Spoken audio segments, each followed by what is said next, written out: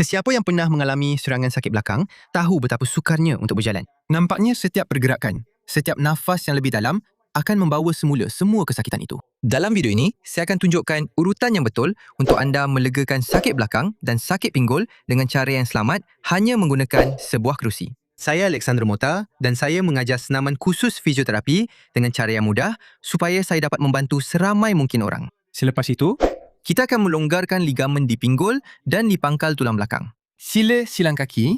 Jika anda tidak dapat silang kaki, biarkan kaki anda di bawah sini dan biarkan lutut jatuh keluar. Setuju? Tapi kalau boleh, itu yang terbaik. Silang kaki, biarkan lutut jatuh sejauh mana anda boleh rileks. Letakkan tapak tangan di atas lutut. Perhatian, anda tidak akan menolak, tidak akan memaksa, cuma letak saja. Dan daya datang daripada mengangkat lutut ke arah shilling. Bawa lutut, tangan menahan. Tunggu 5 saat dan rileks. Fasa rileks ini sangat penting.